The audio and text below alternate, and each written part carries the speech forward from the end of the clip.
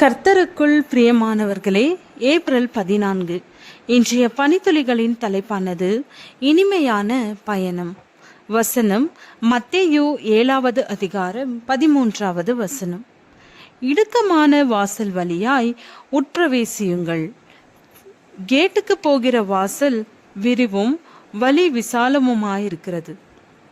அதன் வழியாய் பிரவேசிக்கிறவர்கள் அநேகர்.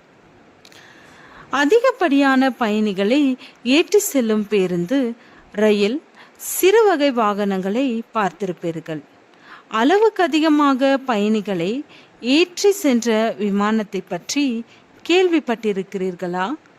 2017 ஆண்டில் பாகிஸ்தான் சர்வதேச விமானம் ஒன்று கராச்சியிலிருந்து சவுதி அரேபியாவிலுள்ள மதீனா என்ற இடத்திற்கு சென்றபோது 409 பயணிகளுக்கு பதிலாக 416 பேரை ஏற்றி சென்றதாக புகார் எழுந்தது.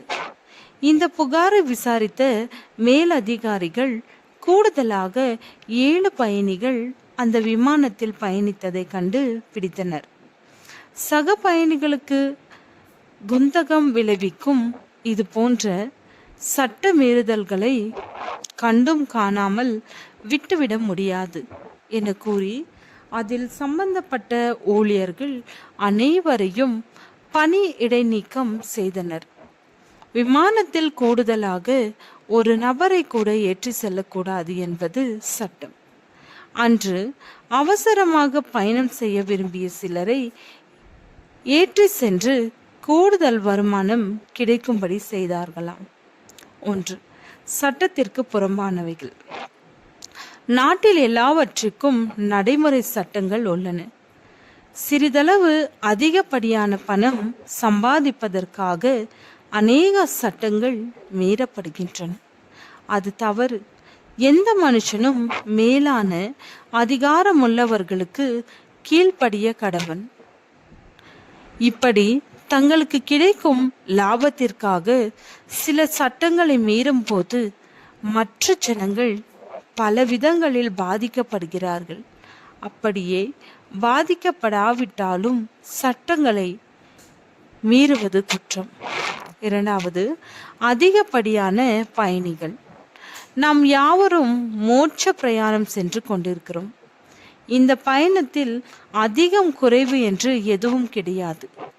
கிறிஸ்துவை ஏற்றுக்கொண்ட எவரும் பயணிக்கலாம்.